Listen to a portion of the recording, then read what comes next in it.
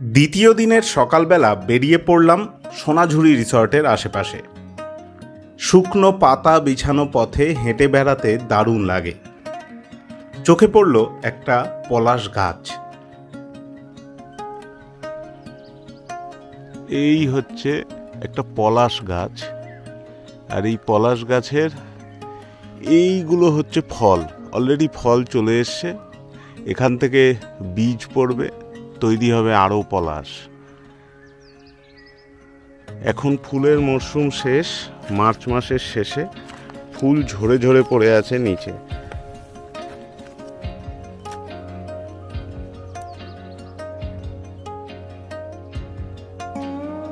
এর পাতাগুলো দেখলে দেখবেন যে পাতাগুলো একটু গোল টাইপের আছে আর বড় বড় আছে। পুরুলিয়াকে উপভোগ করতে গেলে দুটো মেন সার্কিটে ঘোরা যায়। একটা হচ্ছে গড় সার্কিট। গড় সার্কিটের মধ্যে পড়ে বরন্তী, গড়পঞ্চকোট, জয়চণ্ডী পাহাড় এইসব। আর একটা হচ্ছে অযোধ্যা সার্কিট। অযোধ্যা সার্কিটটা খুবই পপুলার। এক্ষেত্রে upper dam, lower dam, Bamni falls এইগুলো ঘুরে দেখা যায়। গড় সার্কিট ঘুরতে গেলে আপনাকে আসতে হবে আসানসোল। হাওড়া থেকে যে কোনো ট্রেনে আপনি আসানসোল পৌঁছে আসানসোল থেকে 1 ঘন্টার মতো ট্রাভেল করে আপনি চলে আসতে পারেন বরন্তির কাছে। সেখানে থেকে ঘুরতে পারেন গড় সার্কিট। আর যদি অযোধ্যা সার্কিটে আসতে হয় তাহলে হাওড়া থেকে আপনি চক্রধরপুর এক্সপ্রেস ধরে চলে আসুন পুরুলিয়া স্টেশন। সেখান থেকে চলে আসুন অযোধ্যা পাহাড় আর ঘুরে দেখতে পারেন অযোধ্যা সার্কিট। কিন্তু এই দুটো ছাড়াও আরেকটা রাস্তা আছে, আমরা সেইভাবে এসেছি। আমরা হাওড়া থেকে সোজা চলে এসেছি মুড়ি জাংশন ক্রিয়াযোগা এক্সপ্রেস ধরে। আর মুড়ি জাংশন থেকে 30 কিলোমিটার ট্রাভেল করে আমরা এই যে জায়গাটায় এসেছি এটা হচ্ছে মামুডি। এখান থেকেও অযোধ্যার সার্কিটটাকে পুরোটাকে ঘোরা যায়, খুবই কাছাকাছি গন্তব্যগুলো। আর সেই জায়গাগুলোকে আমরা এই সিরিজে ঘুরে দেখব। তো এইভাবেও আসা যায়, সেই তথ্যটা আপনাদের দিয়ে রাখলাম যে আপনারা মুড়ি জাংশন থেকেও পুরুলিয়া আসতে পারেন। এটাও খুবই কম ডিস্টেন্স। ব্রেকফাস্ট করে আমরা বেরিয়ে পড়লাম চিরাচরিত পুরুলিয়া দর্শনে। কাঠফাটা রোদকে সঙ্গী করে প্রথমে পৌঁছলাম মার্বেল লেক।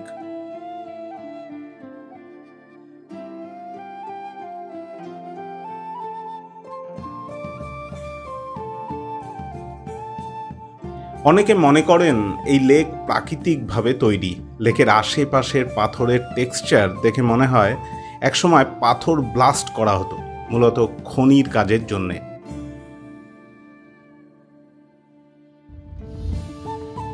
লেকের জল বেশ স্বচ্ছ, শীতকালে সেই নীলাভ ভাবের দেখা মেলে।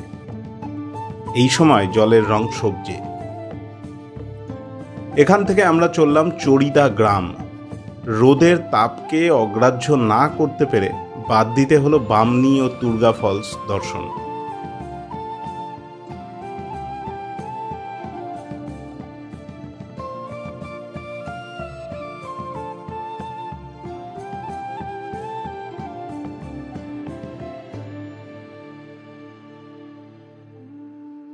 চড়িদা গ্রাম বিখ্যাত মুখোশ তৈরির জন্যে। এই ছোট্ট পাড়াটির প্রায় সব বাড়িতেই তৈরি হচ্ছে মুখোশের নানান রকম ডিজাইন। কিছু মুখোশ ছৌ নাচেও ব্যবহৃত হয়।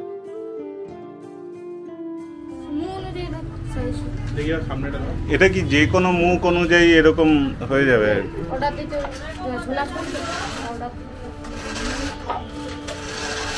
আর এইগুলো কি প্লাস্টিকের? ওই সাইডের ওগুলো অরিজিনাল ছৌ নাচে প্লাস্টিকেরই থাকে।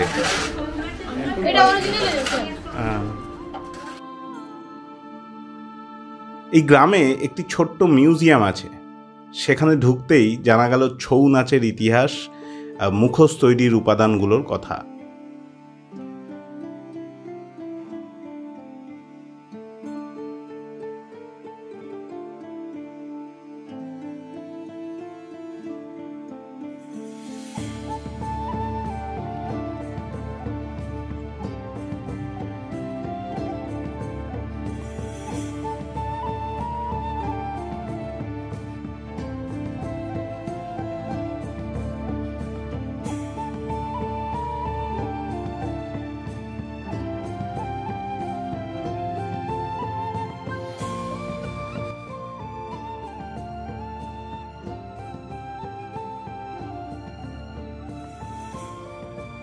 চড়িদা থেকে আমরা চলে এলাম লহরিয়া শিব মন্দির।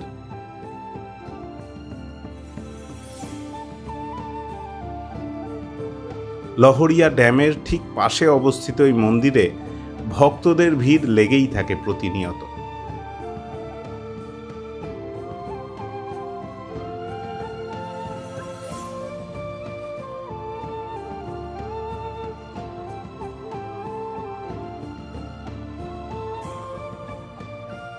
লহরিয়া ড্যাম থেকে পাহাড়ে কিছুটা উঠতেই দেখা গেল এক অপূর্ব ভিউ। একই জায়গা থেকে লহরিয়া আর অযোধ্যার লোয়ার ড্যামকে দেখা যাচ্ছে। পারিপার্শ্বিক দৃশ্য বেশ মনোরম।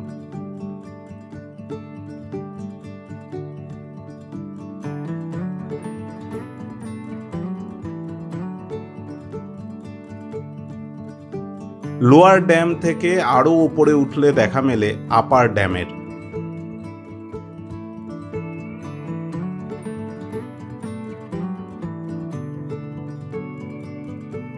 নীলাভ জলরাশি যেন আকাশের সাথে মিশে গেছে।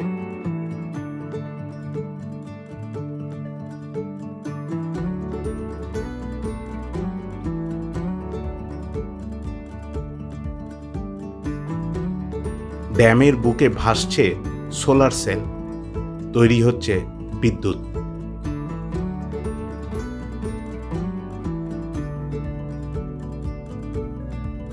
ড্যামের আরেক দিকে ঘন বনাঞ্চল। পাহাড়ের ওপরের এরম ড্যাম ভারী সুন্দর দেখাচ্ছে। এখান থেকে এগিয়ে চললাম আমাদের রিসর্ট সোনাঝুরি।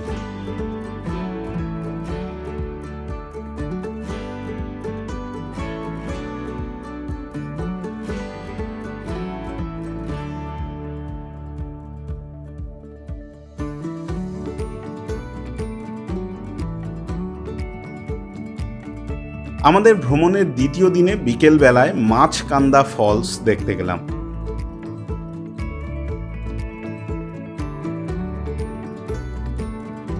এক পাহাড়ের ওপরে দাঁড়িয়ে অন্য পাহাড়ের গা বেয়ে নেমে আসা ক্ষীণ জলরাশিকে দেখার আনন্দই আলাদা। দর্শকদের অনুরোধ করব এই দৃশ্য একবার অন্তত বর্ষাকালে প্রত্যক্ষ করা। আমার দুদিনের ভ্রমণের অন্তিম লগ্নে বেগুনকোদরকে অন্যরকম ভাবে জানতে পৌঁছলাম বেগুনকোদর বাজার। স্থানীয় মিষ্টির দোকান থেকে শুরু করে বেগুনকোদর হাট ঘুরে দেখলাম।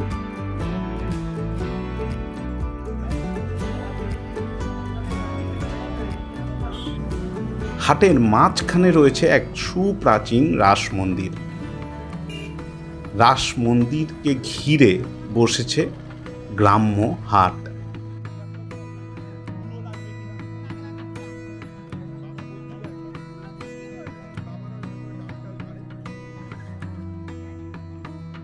এইভাবেই ভ্রমণ শেষ করে ফিরে চললাম জঙ্গলের মধ্যে অবস্থিত আমাদের মামুডিতে থাকার ঠিকানা সোনাঝুরি রিসর্ট। কিভাবে বুক করবেন, গাড়ির নম্বর, হোটেলের নম্বর, সমস্ত ডিটেলস ডেসক্রিপশন বক্সে দেয়া থাকলো।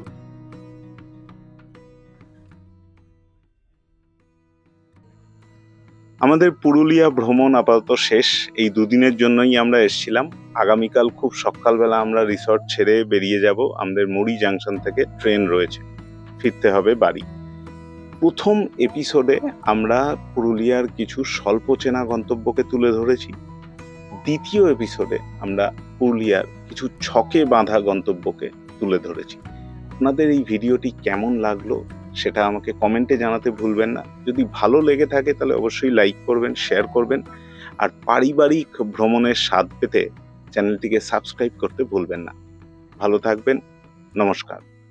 দেখার সাথে সাথে আমার ভ্রমণ কাহিনী পড়ুন ভ্রমণরসিক.com-এ।